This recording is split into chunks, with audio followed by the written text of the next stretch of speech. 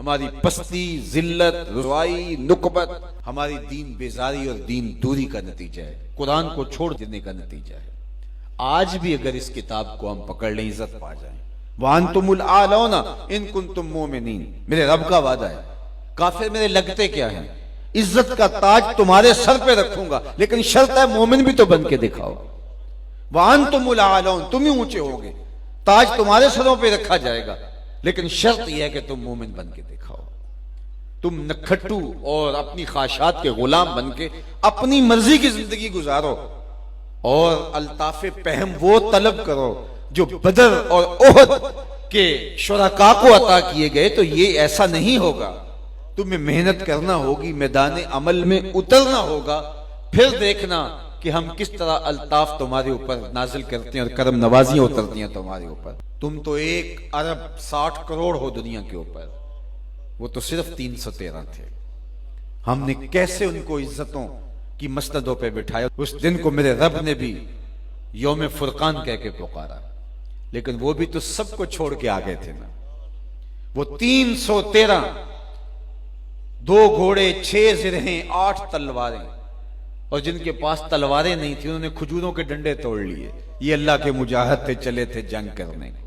कैसे रंग थे, कैसा जमाल था उनका, कैसा जज्बा था। उनके जज्बों को देख करके ही मेरे हुजूर ने कहा, अल्लाहुम्मा इन तुहलिक हाज़िहिल असाबा लम तुबद फिल अर्दि अबदा। मालिक, इस धरती पर तेरे नाम लेने वाले यही लोग हैं, अगर ये न रहे कयामत तक तुझे भी रब कोई नहीं कहेगा। तो उन्होंने अपना आप पेश किया ना। मैं और आप देखें कि हम खड़े कहां हैं, और हम जो बदर और ओहद के शुरका पर करम नवाजी हुई वो तलब करते हैं। उतरे फरिश्ते हमारी मदद के लिए। हम कहते हैं कि आज भी अबाबीले उतरे, लेकिन आज अबाबीले उतरे तो हमें कंकर मारेंगे। तुम 1 अरब 40 करोड़ हो और 1 अरब 60 करोड़ की तादाद अब तुम्हारी हो रही है, और तुम्हारे पैगंबर की तौहीन हो। 56-57 इस्लामी मुल्क हो, तुम्हारे पास अफवाज हो, तुम एटमी ताकत हो, और तुम्हारे पैगंबर की इहानत हो रही हो।